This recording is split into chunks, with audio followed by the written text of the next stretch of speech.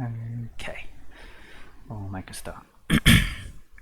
So the last couple of lessons have been focusing on, at least for 3-4 related stuff, has been the probability side of things, getting all up until binomial distribution, looking at what is likely to be one of the more or most complicated questions of the binomial distribution thing, which is finding an upper bound for some number of trials that you run.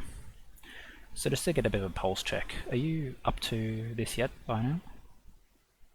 No, we haven't had our calculus sack yet, and we finished up to 13D of the Cambridge textbook. So this is another language to me, if I'm going to be completely Oh yes, honest. no, for sure. I introduced this as like one of the hardest things for a reason, for sure.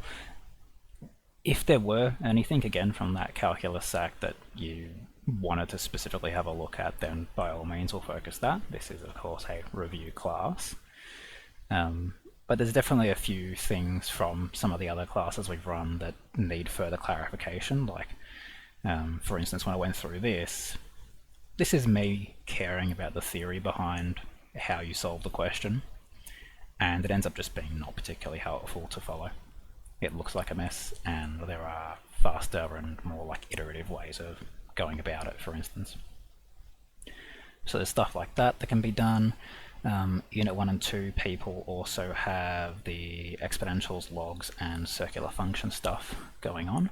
So I guess based on attendance, we'll see where we need to go for there. So before I start on anything, do we have any recommendations? I would definitely, if it's okay, like to go through Newton's method, but not as much finding solutions, more working out Right. equations. Like, Hmm. I don't know what they're called. You also do them in general, but it's just like a more complex version. Like, if we have a look, for instance, creating like that. Yes, yeah. Yeah, okay, no, that's fair. That's not too bad.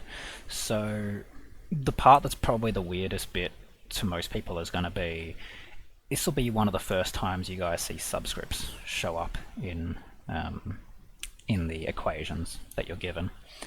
And these are pretty common to show up when the thing or yeah, the equation or process that you're describing is iterative. Because when it's iterative, it repeats over and over again, and there are a sequence of outcomes that come as a result of having repeated the algorithm. And so the n, and therefore you're also n plus 1, in the context of the Newton's method, is going to be the current and next solution that you're currently on. So as a refresher on Newton's method, you are effectively just finding a sequence of tangent lines over and over again.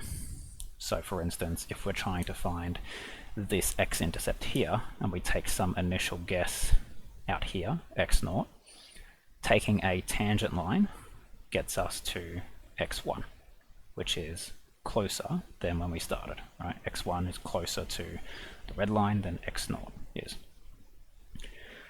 For that first iteration, this would be considered xn, and this would be considered xn plus 1. N is the current iteration you are on. It's the current value that you've shoved in.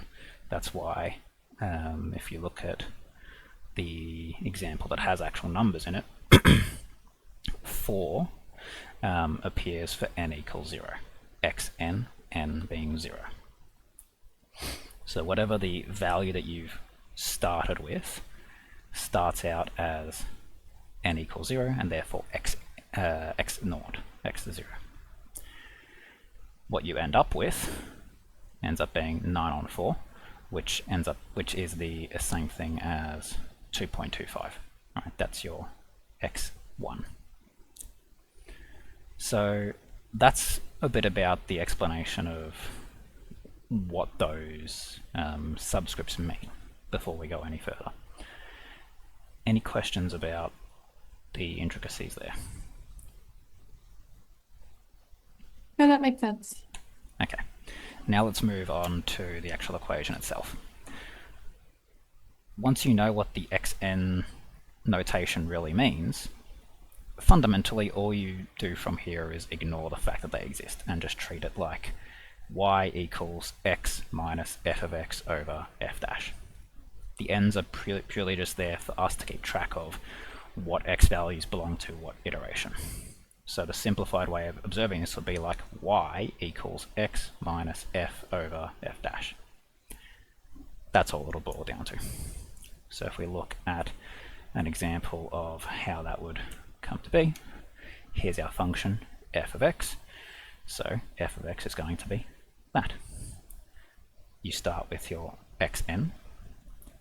The whole f of x goes on the top, just replacing all the x's with xn specifically. You can see minus x cubed minus xn cubed plus 5x squared plus 5xn squared, so on, so forth.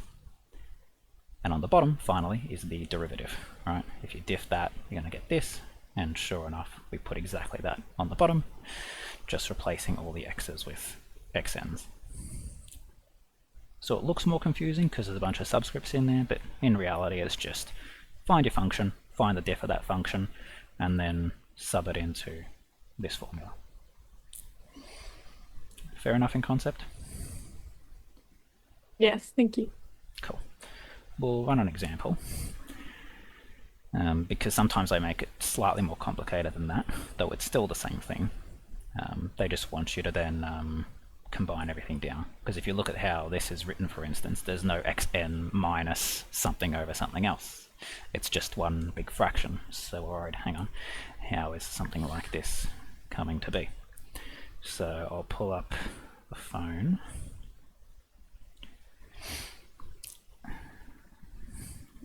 And we'll explore live how the equation's created.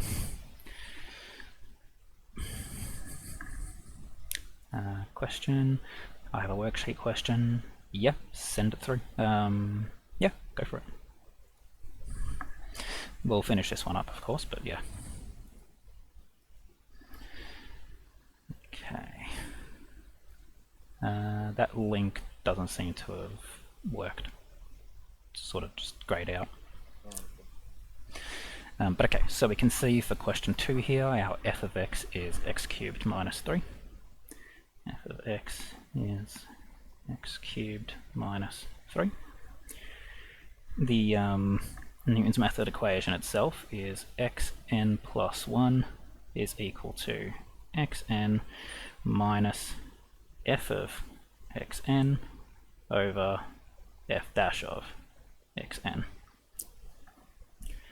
We have our f of x, and therefore our f of xn, should we wish. What we're going to do is go like that. We have our xn, because it's just xn. That's a given in every question. All we need now is the f dash, the derivative. Derivative of a cubic, pretty chill. So we have f dash xn 3xn squared. We have our f dash, we have our f. All we do is put it all together now. That PDF made it through, I think, so we'll have a look at that in a sec. Okay, where are we? So we are doing xn plus 1 is equal to xn minus f of xn, so that's going to be xn cubed minus 3. And then you've got the f dash, so 3xn squared. And that is a valid equation. It's not the equation that they've got written there, but it is a valid one. So we'll pause there for now just to make sure, has that made sense so far?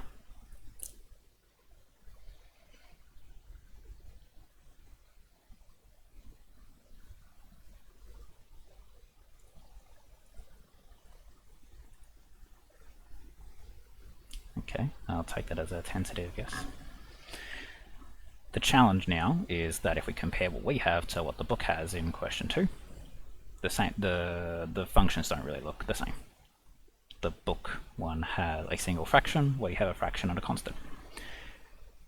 In order to obtain a single fraction, we're going to just simply rewrite the constant as a fraction with the same denominator. We want to have 3xn squared on bottom, so we multiply top and bottom by 3xn squared. So we're going to have 3xn squared, and then so 3xn squared makes this 3xn cubed. 3xn cubed and another xn cubed makes 4. No, it doesn't, because there's a minus between the two of them. My apologies. So let's do this properly.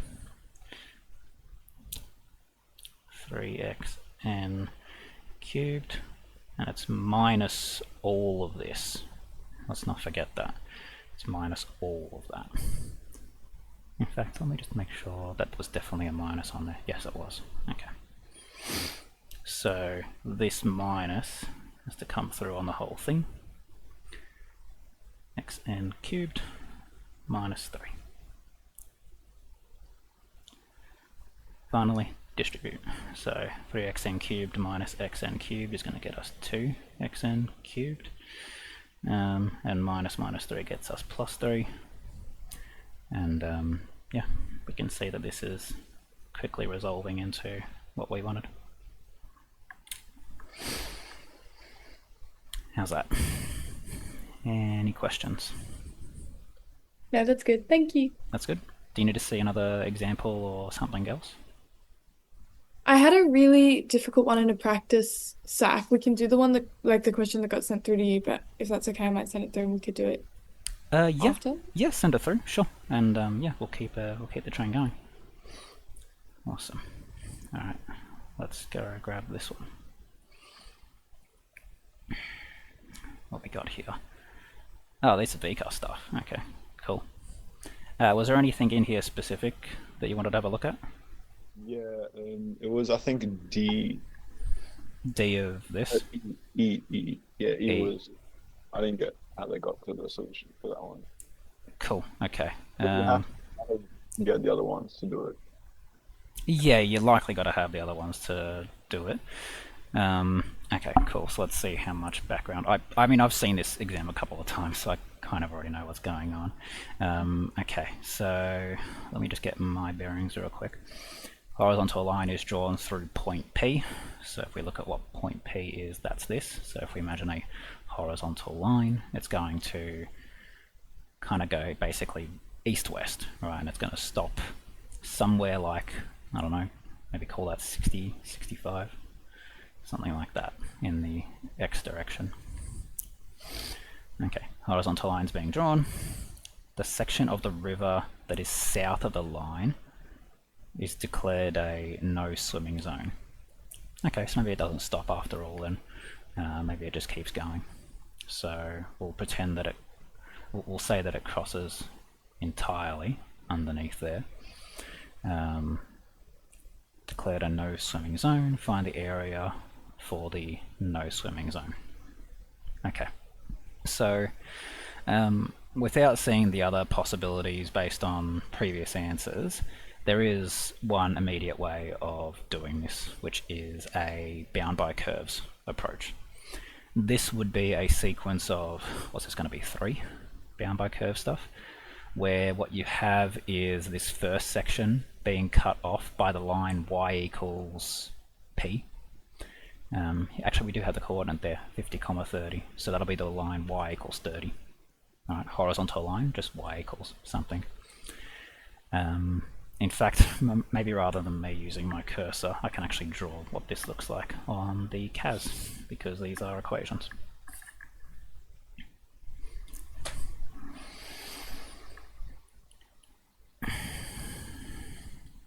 So let's get these going. 20 cos pi x on 100 plus 40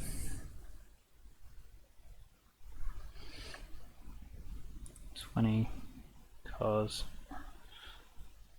no, it's just the same thing, so maybe I'll just do f1 and it's just 10 below. Yep. Okay, if I think about the scaling on this, it's from 0 to 200. That's not how that works, come on. 0 to 200, minimum of 0, max of 80. And this is just me looking at the box around the picture. Then we have the point P, which is 50, 30, at which we are drawing a horizontal line. Like that. So,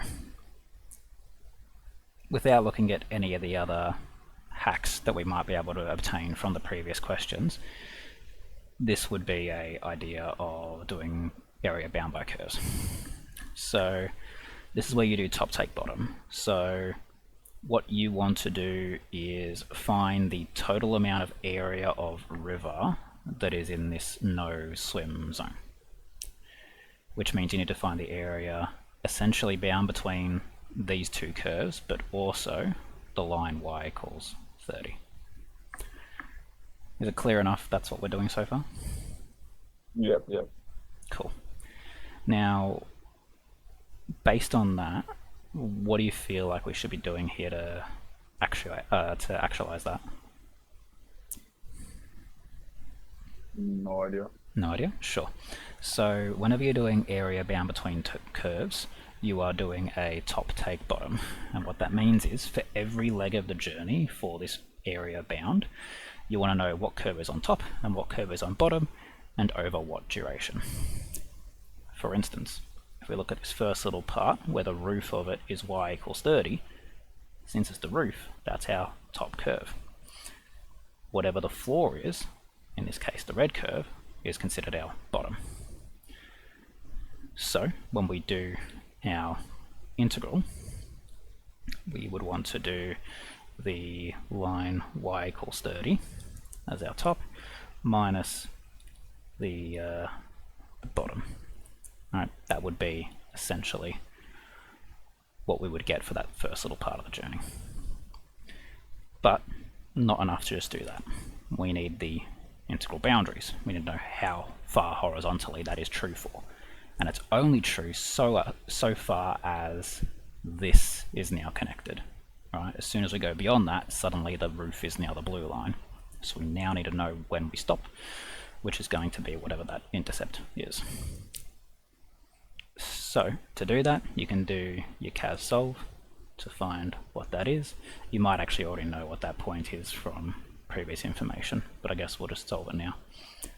So that will be a matter of saying when does f1 equal 30, and we'll put a domain that makes sense. f1 of x equals 30, comma x,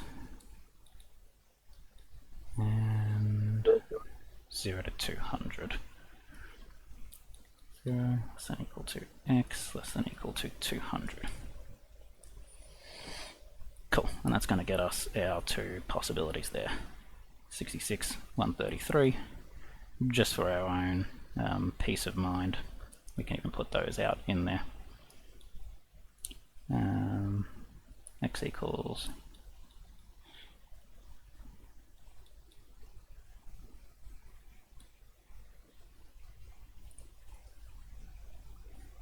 bang, and actually I can just write that one.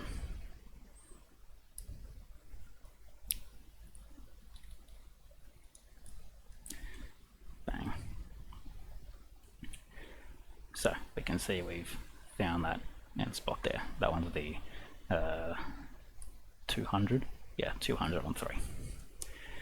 We know the x location of it is 50 because that's the starting point of P. So when we do our integral,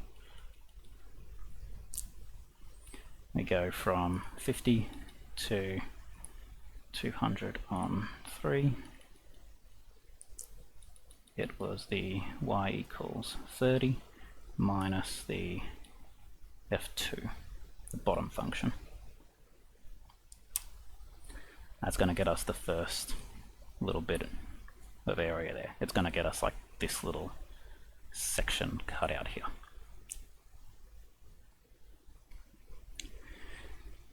Then from there, we now have this little bit in the middle.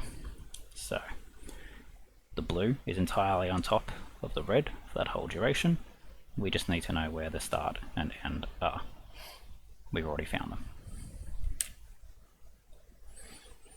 So this one, the blue was definitely used the right. Yeah, F1 is blue. Got it. Yeah, so we then do the exact same thing, but this time with the new boundaries.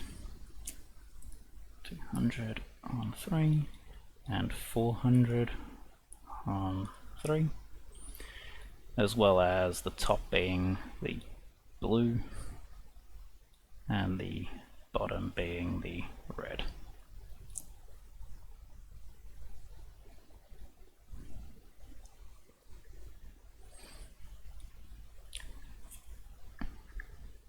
Lastly, we have the final leg of the journey. Using symmetry, it's going to effectively be the same thing here. You still have the y equals 30, and because these are the same circular function, just offset by a vertical translation of 10, this little slice in here is going to be the same as this little slice in here. So while you could then go ahead and find the next intercept there, you're better off just grabbing this and multiplying it by 2. Finally, adding it to this, and then that should get us what we're supposed to have. Yeah, it is. That's the one? Yeah, yeah. Cool. Now I'll just have a quick peek at the rest of it just to see if there was a faster way of doing it, but this is, you know, like, this is a skill you guys really should definitely have for your integration stuff, being able to do these bound areas, and the skill is in thinking of essentially what line is on top and what line is on bottom for the full duration of the journey that I'm trying to create. Let's see, was there anything else in here that we could do to speed that up? Maybe even if I just think about it. Slice.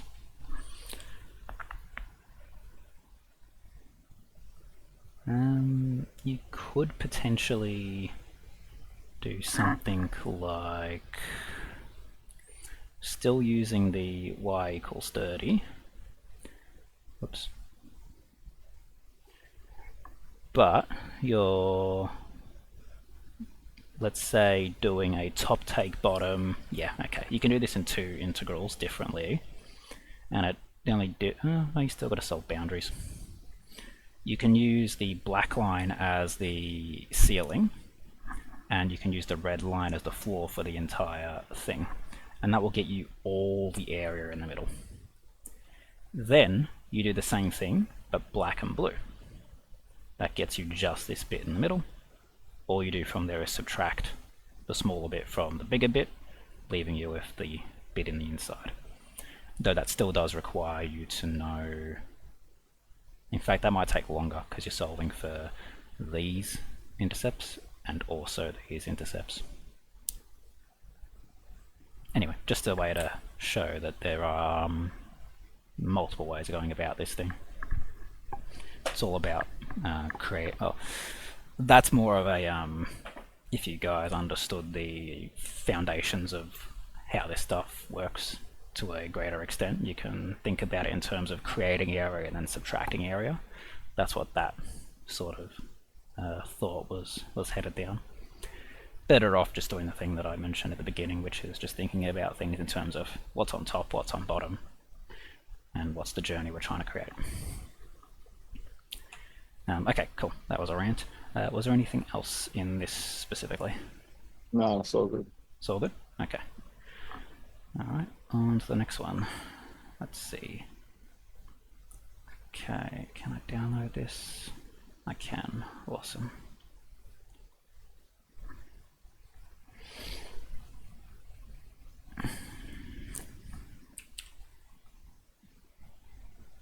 Harry Potter thing. Nice. Okay, let me screen share over.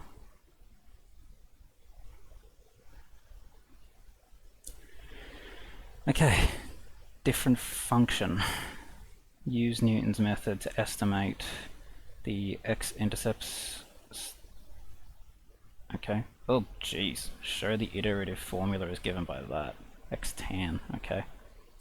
Um, I guess first question, is this a tech active or a tech free? It's tech free, but when I was talking to my teacher, he was saying to do as much of it by hand as possible. Yeah, okay, cool. Um, yep, this will be an algebra heavy thing. Like part I, definitely you could do all tech free. Newton's method, like actually doing it after you create your formula, you do need a calculator. But yeah, this will be an interesting one. It's a complicated circular function. I did want to check, are we meant to know how to derive a squared circular function? Yeah, it's a good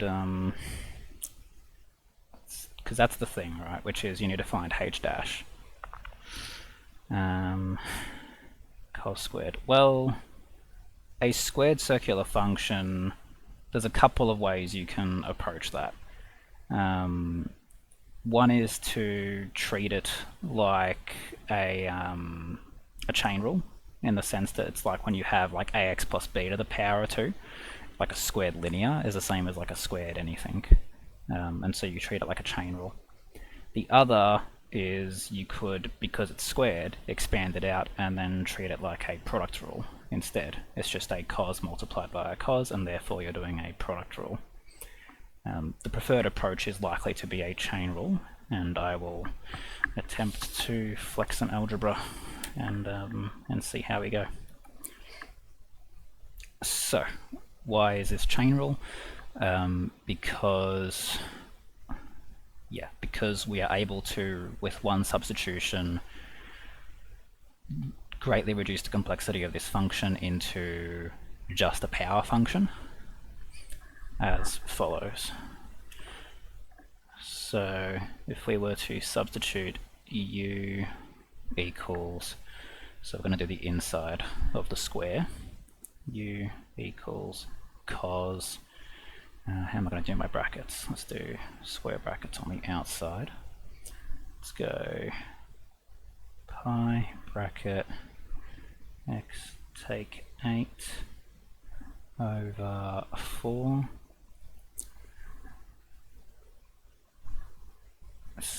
That's right, I didn't do another set of brackets. So it's cos. Okay, let's do another set of brackets. Squared. And there's supposed to be a 2. Actually, no, this is just my u. What am I saying? I shouldn't be doing the whole thing. That's why I didn't do that. Yes, I'm just doing what's inside the square itself. Have I done that? It looks like it. Okay. So now when I rewrite f of u, I now have 2u squared.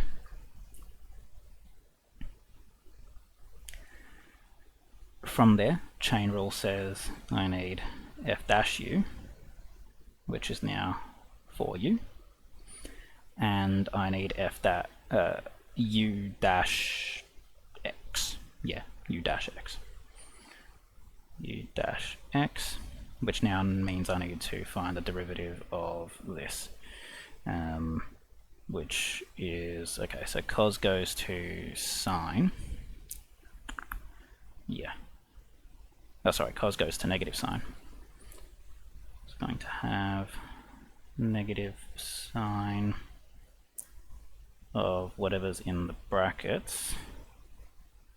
So pi x take 8 on 4, and then it's the diff of the inner, which is just pi on 4 comes on the outside. Okay, I'll just put it at the back instead.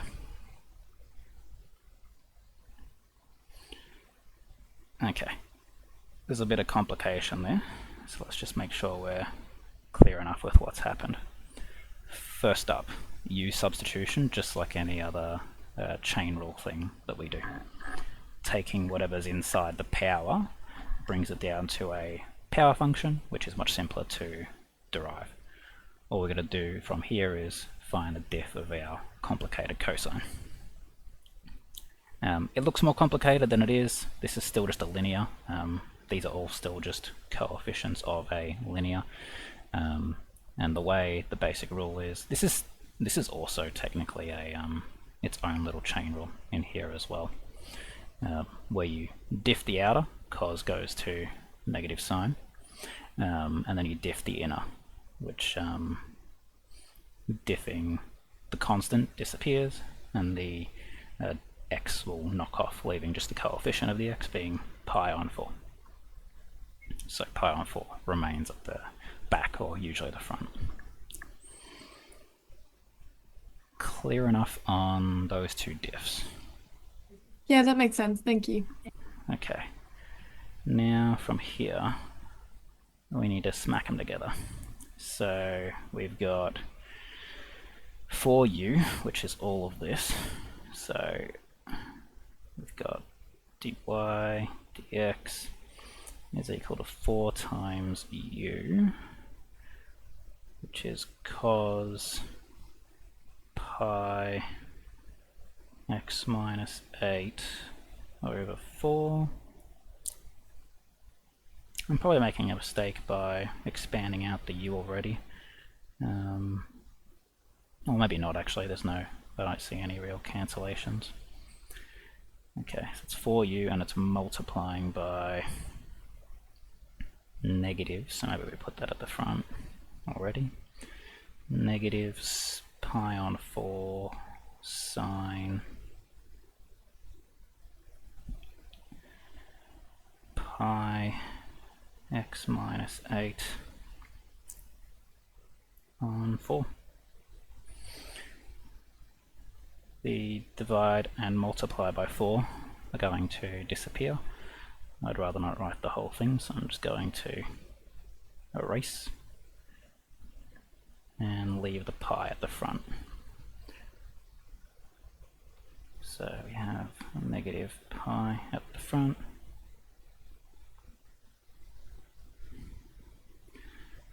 And that'll disappear, just multiplying there. Okay, and that's our diff. That is the last piece we need to begin. So that will get us how many marks? Maybe they give you like 1 mark for this and then 1 mark just for writing it in the correct notation, and then the final mark for putting it in the right format.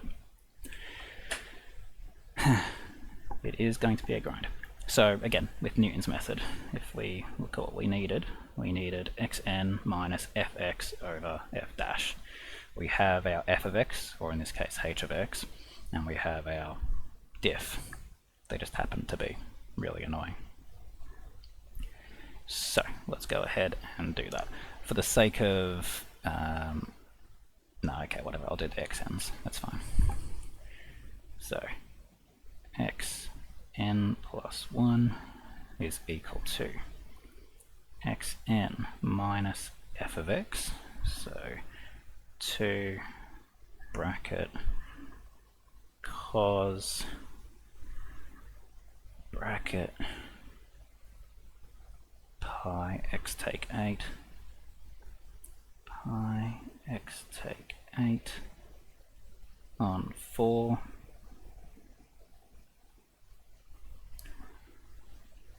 all squared. That's the function.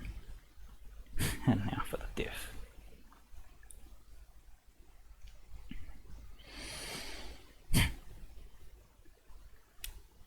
Minus pi cos pi x take 8 on 4, which hopefully we can see will cancel one term of right now. Sine pi x take 8 on 4 as our denominator, and of course I've got the xn's. Pretend they're there. That's the same as this. They both say cos of the same thing. This will die as a factor entirely because this is all a string of multiplications. And this will just lose a power. Which leaves us with xn. I'm just going to call this thing u until we're done with it. The inside of the brackets. Okay. Minus. Well, let's be specific with what you would give as your working. I would say something like let u equal pi x take 8 on 4. That way your assessor knows what you're talking about with your u when you just put it in there randomly, or not necessarily randomly, but to save you from writing the same bloody thing over and over again. xn, nope, not another equal sign, that's not how that works. There is supposed to be a minus sign. Minus 2 cos u, because we've now defined it properly, over negative pi sine u. These negatives, because this is a multiplication, are going to cancel out, leaving you with a positive. And maybe it's at this stage, I'll throw it back to anyone who wants to, where are we going to get tan out of this?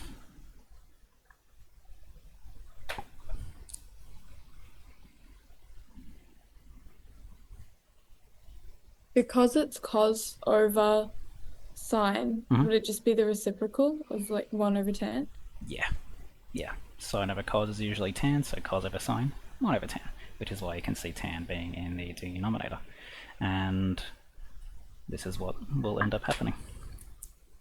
So xn plus 1 equals xn plus 2 on pi tan u, and all we're going to do is put u as the thing that we defined u as. Again, I forgot the xn's, but let's do it. Xn plus 1 equals xn plus 2 on pi tan pi xn take 8 on 4. That's definitely what we want to do. Yeah. Grind. Is that a 3 marker? That's I was doing that with a decent pace. When did I start this question? I'll check my download history just to see how long did that take. 554 downloaded. We probably spent a bit of time talking and rehashing things. This feels a bit harshly marked for a for a 3 marker. This might be closer to 4 if it to be more in line with the amount of algebra and the skill of algebra you need for it. Anything in there that needs further clarification? No, that makes sense. Thank you. Yeah, no worries. How about anyone else? Anyone else got questions?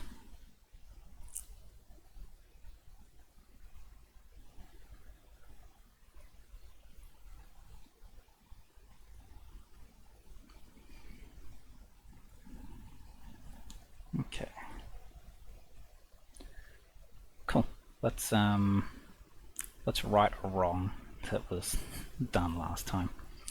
So for those who haven't had a look at the probability area of study, or at least up to binomial just yet, we have been exploring it.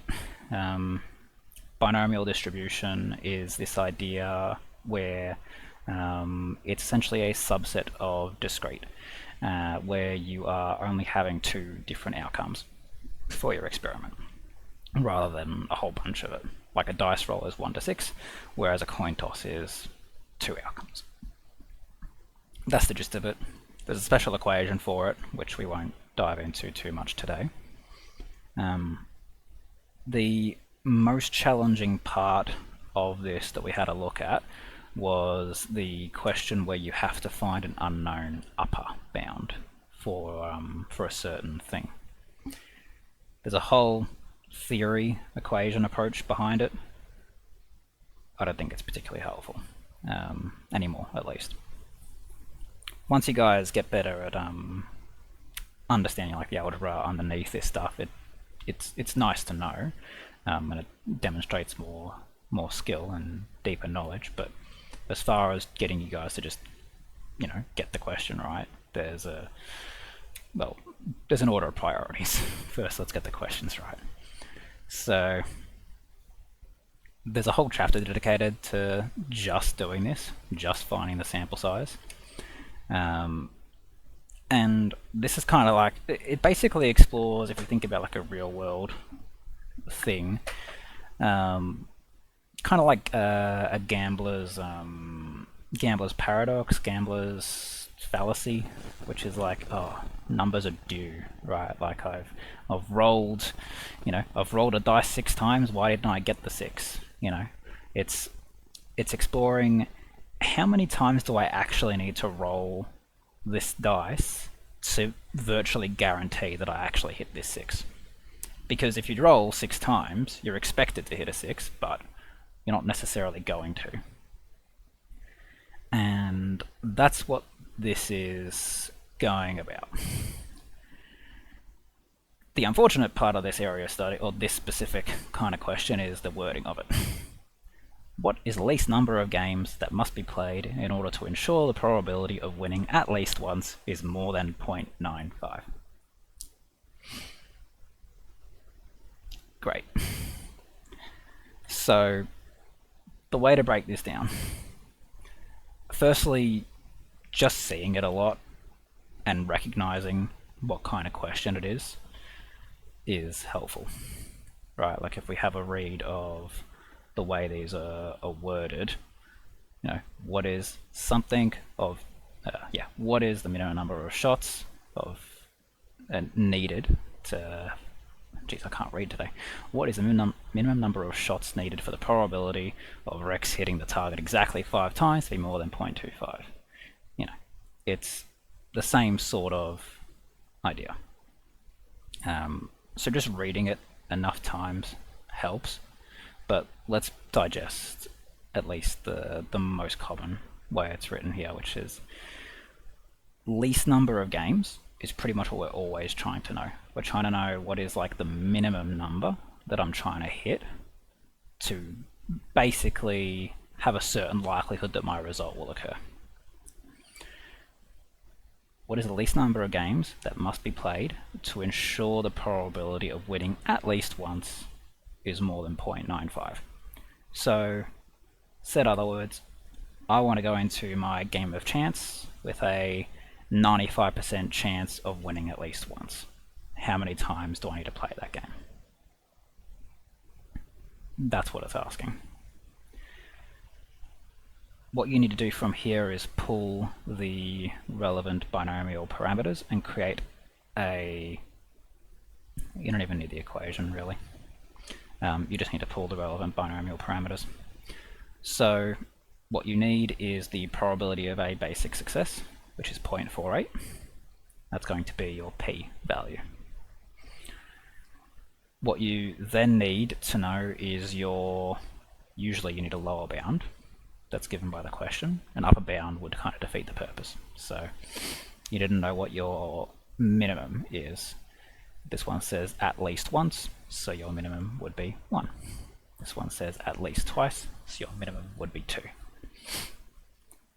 Once you have those, a guess and check approach is all you need for this. There is a function in the CAS, binomial CDF.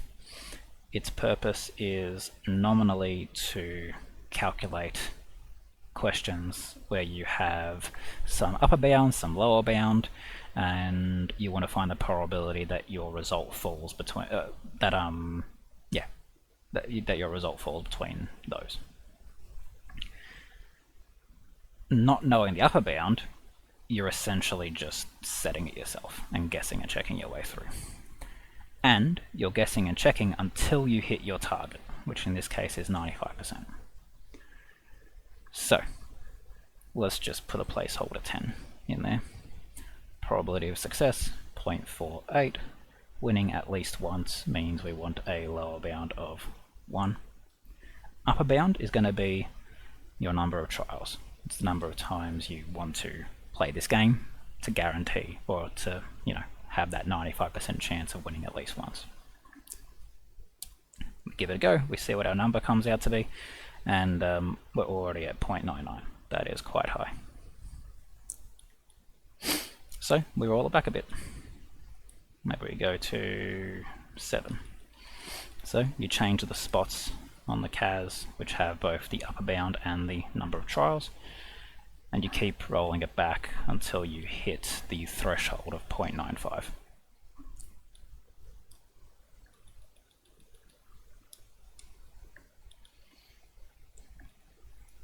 It's a quick and dirty way of doing it, and it saves you from that mess of algebra that I showed you. We can see that going to 4 trials brought us down to 0.92, whereas 5 trials got us to 0.96. We have found the threshold. It is 5 trials to get us to that 0.95 or above.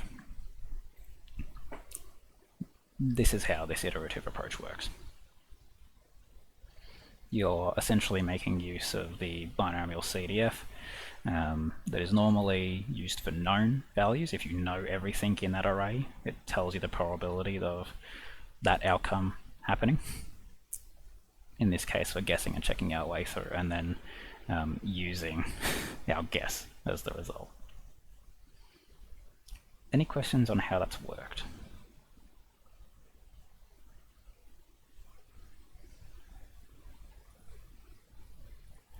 Cool. We'll do the same thing for part B. It's worded the exact same, but they've just said winning at least twice. Well, the spot for the lower bound is where the 1 is there, but just for the sake of it, we'll do it again. Number of trials will again default to 10. Probability of success 0.48. Lower bound this time is 2. We want to have 2 or more successes. And upper bound again is going to mirror the number of trials. Once again, we're pretty close to it already. So let's continue rolling it back. 0.95, that's looking pretty good. I suspect if we try 7, we will go below 0.95, which we do. So 8 will be the result. 8 will be the number that we're looking for there.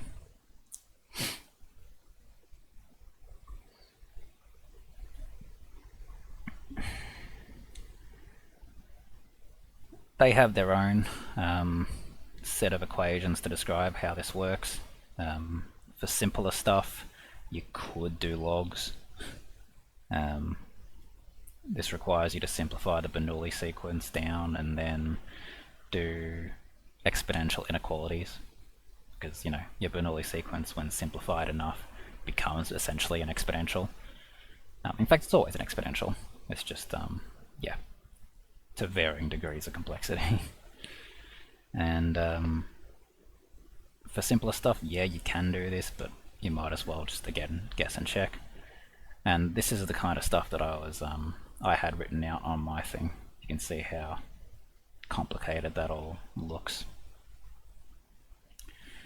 It's this whole thing here. I've done even more detail. So this is here if you want to then rehash and try to get your head around what's going on there. It shouldn't be too hard, maybe, if you take it at your own pace, because what we are essentially doing is just setting up the Bernoulli sequence equation and then going from there to then just solve that equation. But yeah, for now you guys can just do your guess and checks. Do we need to see any more examples of deciphering the question and then Yeah, actually, maybe just deciphering the question.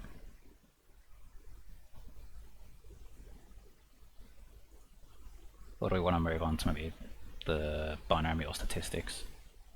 We could do new content if you like.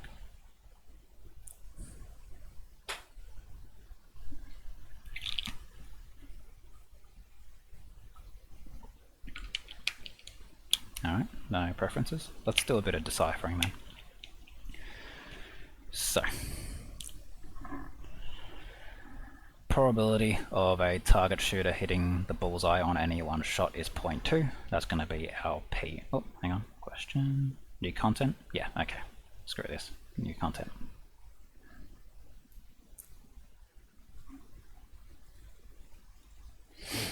Okay. Statistics for binomial distribution. So we looked at mean, variance, and standard deviation for the for discrete, and they had pretty complicated equations for them because they were basically the complexity of how much math you had to do was based on how big your probability table was. The frightening thing that might exist for binomial would be the fact that it's not uncommon to hear of things having 400 trials or so, and if you could imagine doing your mean, variance, standard deviation across 400 things like that would not be great. The good news is you don't have to. There are nice, easy shortcuts when you know your probability scenario is binomial in nature. And you can see all the equations literally on one page here. So, the mean expected value, we're talking about the average result, essentially. Or more particularly the weighted average. Though you don't need to know the nuances of that for methods.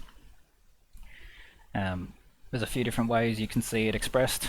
E of x is used, the Greek letter mu is used, and its calculation is quite simple.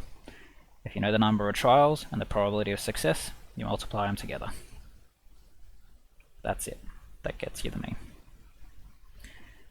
Variance, quite similar. That's a measure of spread for those who need a refresher. It's just going to be the mean, and p, times 1 minus p. That's it. There's proofs for all this stuff. Yeah, I'll show it. There. So feel free to read on that if you like.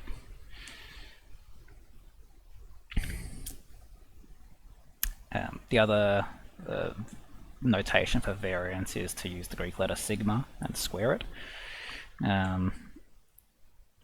Similar with standard deviation. You've got SD, or you can use just regular sigma because the standard deviation is always the square root of variance.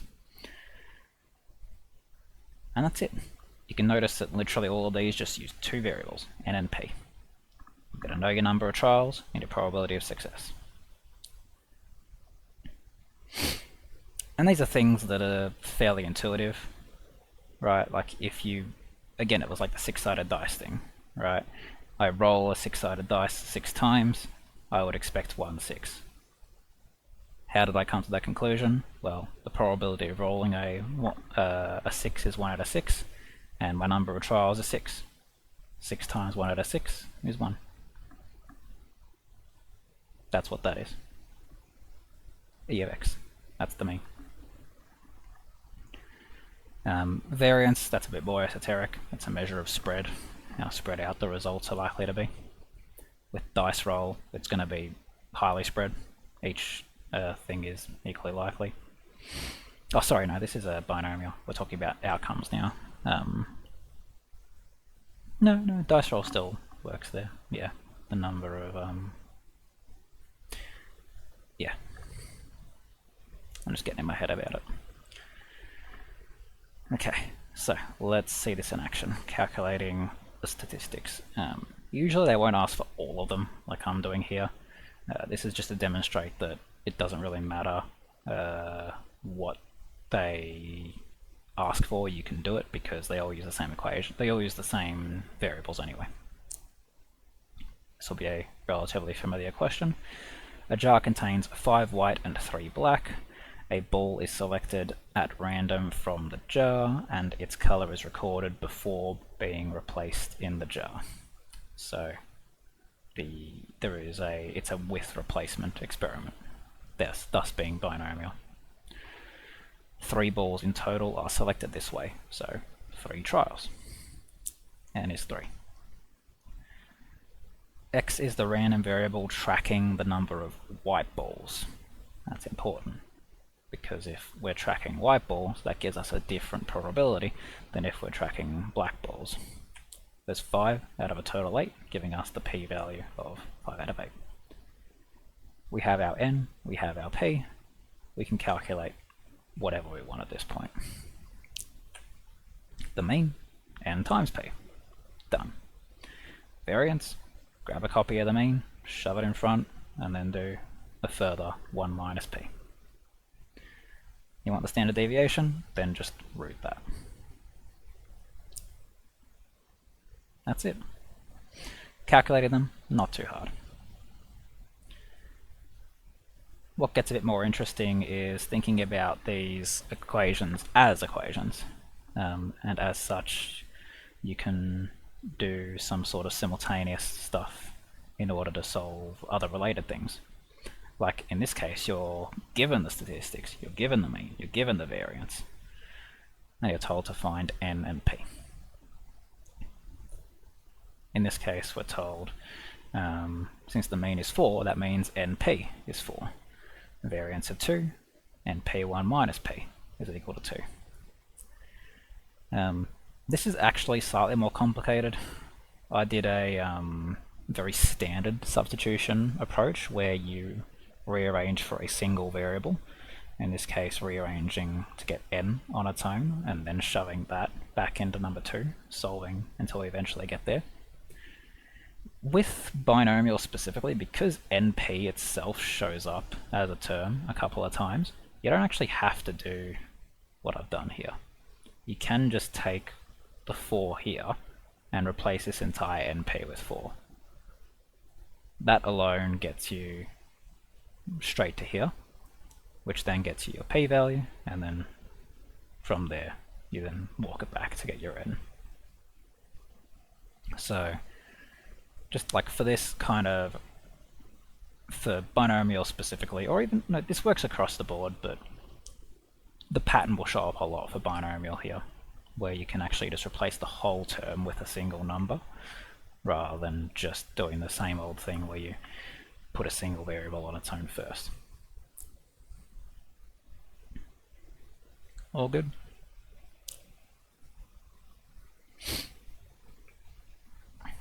How much more we got? Yeah, we can power through this.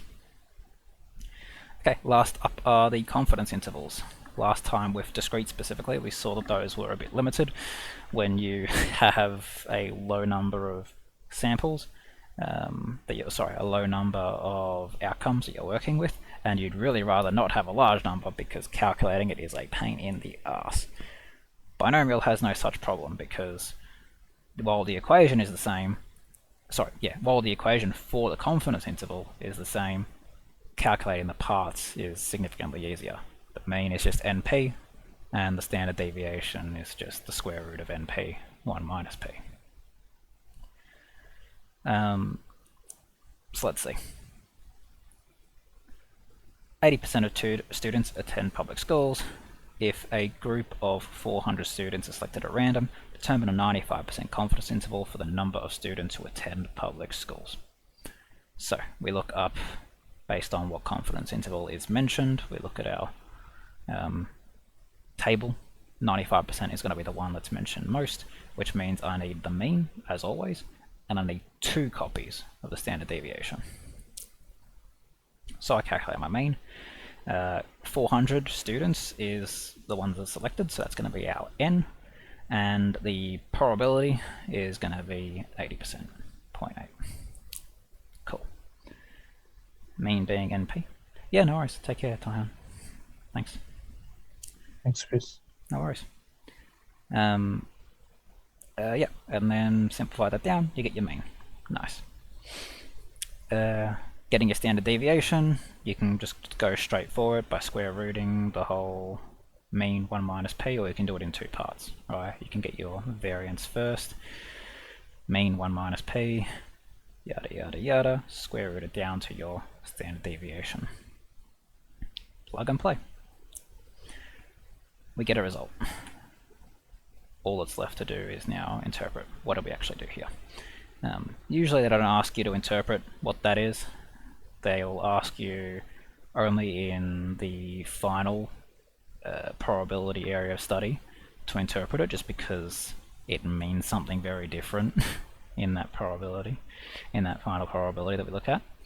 But just for our own idea, what this result means is the number of students attending public schools in the sample is likely to be between 304 and 336. We're 95% confident that that's what's going to happen for any given group of 400 students. So you grab a group of 400 students, it's probably going to fall between that range of values.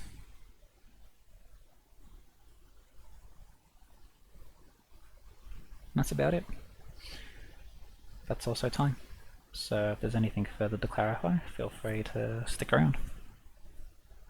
Otherwise, thanks for coming. Thank you. Thank you. Thank you. Cheers. I think you said something, but it kind of muted, unfortunately. I'm assuming it was a thank you. Otherwise, yeah. Oh, were you talking through this? Oh no, don't tell me. Okay, thank God. I wasn't ignoring you. Okay.